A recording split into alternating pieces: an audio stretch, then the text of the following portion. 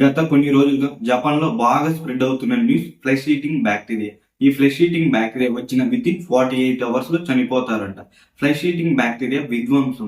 అసలు flesh eating bacteria అంటే ఏంటి? ఫ్లెష్ ఈటింగ్ బ్యాక్టీరియా రావడం వల్ల మనం ఫేస్ చేసే ప్రాబ్లమ్స్ ఏంటి? ఫ్లెష్ ఈటింగ్ బ్యాక్టీరియా జపాన్‌లోనే ఉంటుందా? లేకపోతే మన ఇండియాకి వచ్చే ఛాన్సెస్ ఉన్నాయా? ఇన్ కేస్ మన ఇండియాకి వస్తే లాక్‌డౌన్ వస్తుందా రాదా? అనే దాని గురించి కంప్లీట్‌గా మనం ఈ వీడియోలో చూడబోతున్నాం. వీడియో చాలా ఇన్ఫర్మేటివ్‌గా అనిపిస్తుంది.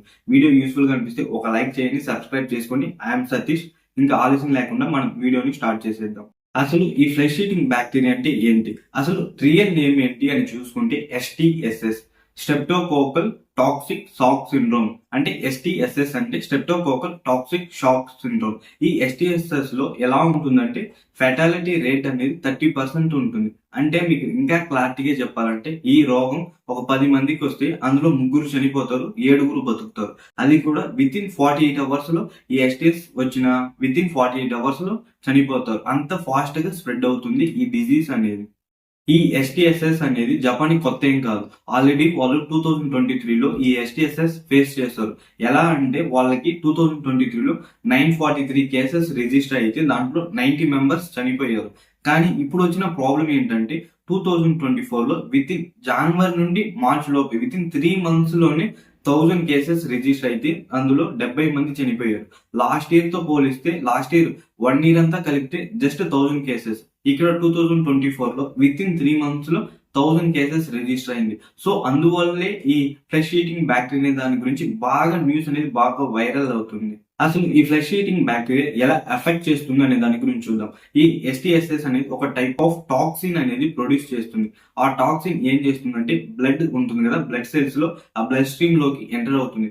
ఎంటర్ అయ్యాక అది ఆ టిష్యూస్ మీద అటాక్ చేస్తుంది. టిష్యూస్ డ్యామేజ్ అయ్యాక కొంచెం కొంచెం మజిల్స్ కండరాలు ఉంటుంది కదా, ఆ మజిల్స్ అనేది తినేస్తుంది ఈ STSS అనేది. ఇన్ కేస్ మనం చెప్పాం కదా ఫెటాలిటీ రేట్ 30%, 10 మందికి వస్తే 3 చనిపోతారు అని. ఆ బతికిన వాళ్ళు ఉంటారు కదా 7 మెంబర్స్, వాళ్ళ సింటమ్స్ ఎలా ఉంటుంది అని చూసుకుంటే వాళ్ళకి హై ఫీవర్ ఉంటుంది, వామిటింగ్ వస్తుంది, మజిల్ పెయిన్ అనేది ఎక్కువగా ఉంటుంది. వాళ్ళు అప్పుడే కరెక్ట్ అయిన ట్రీట్మెంట్ తీసుకుంటే వాళ్ళు బతకడానికి ఛాన్సెస్ ఉంటాయి. అసలు కాజెస్ ఆఫ్ STSS అసలు ఏ ఏజ్ గ్రూప్ లో ఉన్న వాళ్ళకి ఎక్కువగా వస్తుందంటే బిలో 50 ఇయర్స్ ఉంటారు కదా, వాళ్ళకి ఈ STSS అనేది ఎక్కువగా వస్తూ ఉంటుంది. మనం ఇంకా చూసుకుంటే కొంతమంది ఏం చెప్తున్నారంటే ఈ STS మనం ఫీవర్ కఫ్ వస్తుంది కదా, అలాంటి టైంలోని ఈ STSS కూడా ఉంటుంది. బట్ మన బాడీలో ఇమ్యూనిటీ పవర్ అనేది తక్కువగా ఉంటుంది కాబట్టి అది ఒక టైప్ ఆఫ్ టాక్సిన్ అనేది ప్రొడ్యూస్ చేసి ఇలాంటి ప్రమాదానికి దారి తీస్తుంది అని చెప్తున్నారు.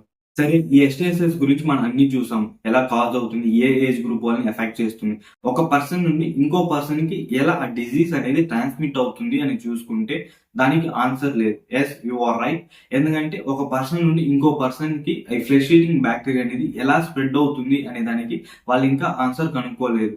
బట్ ఒకటి కొంతమంది నిపుణులు, ప్రొఫెసర్ కికుచి లాంటి వాళ్ళు ఏం చెప్తున్నారంటే ఈ బ్యాక్టీరియా ఉంది కదా, ఫ్లెష్ ఈటింగ్ బ్యాక్టీరియా, ఇది ఏమైనా మన బాడీలో కట్ జరిగినప్పుడు, ఇంజురీస్ జరిగినప్పుడు దాని ద్వారా ఎంటర్ అయ్యే అవకాశాలు ఉన్నాయని ప్రొఫెసర్ కికుచి చెప్తున్నారు. బట్ కొన్ని కేసెస్ లో ఆ ఎగ్జాక్ట్ కాజ్ ఏంటో ఇప్పటికీ మేము కనుక్కోలేకపోతున్నామని చెప్తున్నారు. అందరికి కామన్ గా ఉండే డౌట్ ఏంటో తెలుసా, మళ్ళీ కోవిడ్ లాగా ఎఫెక్ట్ అవుతుందా అని అడిగితే దానికి కొంతమంది ప్రొఫెసర్ ఏం చెప్పారంటే కోవిడ్ లాగా అయితే అసలు ఎఫెక్ట్ అవ్వదు. ఎందుకంటే కోవిడ్ అనేది ఒక రెస్పిరేటరీ డిజీజ్. అది ఎందుకంటే ఎయిర్ డ్రాప్లెట్స్ ద్వారా స్ప్రెడ్ అవుతుంది. బట్ ఇది ఫ్లెష్ ఈటింగ్ బ్యాక్టీరియా అనేది ఎలా స్ప్రెడ్ అవుతుంది అనేది తెలియట్లేదు. బట్ కోవిడ్ లాగా అయితే రెస్పిరేటరీ ద్వారా అయితే అసలు స్ప్రెడ్ అవ్వదు. సో మనం ఏం భయపడాల్సిన అవసరం లేదు. ఎందుకంటే కోవిడ్ లాగా రెస్పిరేటరీ ద్వారా స్ప్రెడ్ అయితే అందరికి స్ప్రెడ్ అవుతుందేమో అని మనం ఆలోచించవచ్చు. బట్ ఎలా స్ప్రెడ్ అవుతుందో తెలియట్లేదు. బట్ డెఫినెట్లీ రెస్పిరేటరీ ద్వారా అయితే స్ప్రెడ్ అవ్వదు. సో మనం భయపడాల్సిన అవసరం లేదు. చాలా కంట్రీస్ కి స్ప్రెడ్ అవుతుంది అని భయపడాల్సిన అవసరం లేదు. సో లాక్డౌన్ ఇలాంటివంతా వచ్చే అవకాశాలే లేదు అని కొంతమంది ప్రొఫెసర్లు చెప్తున్నారు. అసలు ఈ ఫ్లెష్ ఈటింగ్ బ్యాక్టీరియా, కోవిడ్ ఏదైనా సరే తీసుకుంటే దీనన్నిటికి మెయిన్ కారణం ఎవరంటే మనం అన్హైజీనిక్ గా ఉండడమే. కోవిడ్ అప్పుడు ప్రతి ఒక్కరు అన్ని వాడారు, శానిటైజేషన్ కానీ మాస్క్ కానీ అన్ని వాడారు. కోవిడ్ ఎప్పుడైతే అయిపోయిందో మళ్ళీ యథాస్థితికి వచ్చేసారు. ఎలా పడితే అలా తినడం, ఎలా పడితే హ్యాండ్ వాష్ చేసుకోకుండా తినేయడం, ఇలాంటి అన్‌హైజీన్ ఫాలో అవ్వడం వల్ల ఇలాంటి కొన్ని డిసీజెస్ కాదు, ఇలాంటి ఎన్నో కొత్త డిసీజులు రావచ్చు. మనం ఎంత హైజీన్‌గా ఉంటే మన హెల్త్‌ని మనం అంత సేఫ్‌గా ఉంచుకోవచ్చు. మీ ఫ్రెండ్స్ ఎవరైనా అన్‌హైజీన్‌గా ఉంటారు, దేన్ని నీట్‌గా పెట్టుకోకుండా ఉంటారు. అలాంటి వాళ్ళకి ఈ వీడియోని షేర్ చేయండి. అలానే మీ ఫ్రెండ్స్ అండ్ ఫ్యామిలీకి ఈ వీడియోని షేర్ చేయండి. ఈ వీడియో యూజ్‌ఫుల్‌గా అనిపిస్తే ఒక లైక్ చేయండి, సబ్స్క్రైబ్ చేసుకోండి. బాయ్.